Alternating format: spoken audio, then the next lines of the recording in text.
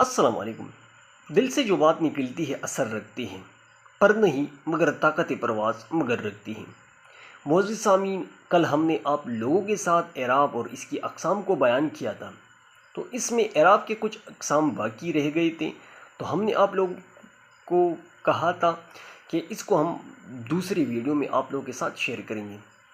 تو آپ تمام لوگوں سے ہماری یہ گزارش ہے، اگر آپ ہمارے چینل پر نئے ہیں تو آپ ہمارے چینل کو سبسکرائب کریں، تاکہ اردو زبان و ادب کے حوالے سے جتنی بھی اہم اور معلومات ویڈیو ہے وہ آپ لوگ بر وقت مل سکیں۔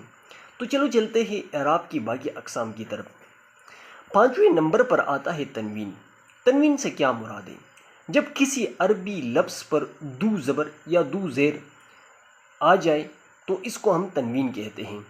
تنوین میں یہ بات اہم ہے اور ضروری ہے کہ دو زبر اور دو زیر یہ صرف اور صرف عربی حروف یعنی عربی الفاظ کے اوپر آئیں گے، باقی فارسی لفظ ہو یا ہندی لفظ ہو اس کے اوپر نہیں آئیں گے۔ چھٹا نمبر میں تشدید آتا ہے، جس کو ہم شد بھی کہتے ہیں عام الفاظ میں۔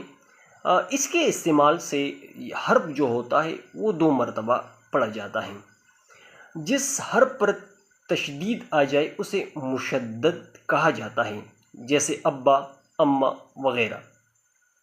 اس کے ساتھ 7ویں نمبر پر آتا ہے مد، ٹھیک ہے۔ اس کے معنی ہے کھینچنے یا بڑھانے کے۔ یہ الف کی دوسری شکل ہے، جہاں الف آئے وہاں آواز کھینچی جائے گی، یعنی الف کی دوہری آواز پیدا ہوگی، جیسے آپ، ٹھیک ہے، اور مثال کے طور پر عام۔ تو یہ نیچے آپ کو یہ مثال بھی دی گئی ہے، تو آپ اس کو دیکھ سکتے ہیں۔ 8ویں نمبر پر حمزہ آتا ہے۔ اردو میں حمزہ علامت کے طور پر بولا جاتا ہے، لیکن یہ علامت زیادہ تر یہ کے اوپر آتا ہے اور ابھرنے والی آواز دیتا ہے۔ یہ کبھی کبھی خفیف سی الف کی آواز بھی دیتا ہے، جیسے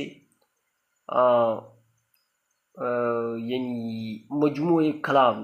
تو اس میں این کے اوپر جو حمزہ آیا ہے تو یہ کیا دیتا ہے؟ مجموع کلام۔ تو یہ علامت کے طور پر بھی آتا ہے، ٹھیک ہے، اور یہ زیادہ تر یہ کے اوپر آتا ہے۔ 9ویں نمبر میں جو ہے وہ ہے نون غنہ۔ نون غنہ بطور حرف بھی استعمال ہوتا ہے اور اس کے ساتھ ساتھ یہ بطور حرف بھی استعمال ہوتا ہے، کیونکہ یہ نون سے الگ آواز دیتا ہے اور بطور علامت بھی۔ اس کی آواز ناک میں گنگنا کر ادا کرتے ہیں۔ لفظ کے آخر میں اکثر آتا ہے، جیسے یہاں، وہاں وغیرہ وغیرہ۔ تو جی یہ ہو گئی اردو میں جو اعراب ہے، تو یہ کل اس کی تعداد بنتی ہے 9۔ تو اعراب کی جو بنیادی مقصد ہوتا ہے وہ یہ ہوتا ہے کہ زبان یعنی لفظ کی جو تلفظ ہے وہ صحیح ادا کیا جائے۔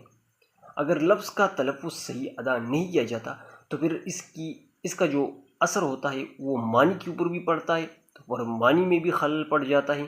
مثال کے طور پر اگر کتاب جو ہے اس کے اوپر ہم پیش لگا دیتے ہیں تو پھر یہ کتاب بن جاتا ہے، ٹھیک ہے۔ تو اسی طرح جب آپ تلفظ صحیح ادا نہیں کریں گے تو معنی کے اوپر یعنی بس اثر پڑے گا، تو آپ کہتے کچھ اور ہوں گے اور اس کا معنی پھر کچھ اور نکلے گا۔ تو اعراب کا بنیادی مقصد یہ ہے کہ لفظ کا تلفظ صحیح طور پر ادا کیا جائے۔ تو یہ ایک مختصر سا ویڈیو تھا آپ لوگوں کے لیے، تاکہ آپ لوگ اعراب کو جان سکیں، اور اس کے اوپر اگر آپ کو کبھی یعنی لکھنے کا موقع دیا جائے یا کبھی کوئی کتاب پڑھنے کا موقع آپ کو ملے تو آپ لوگ اس میں کسی قسم کی غلطی نہ کریں۔ تو آج کے لیے اتنی کافی۔ والسلام۔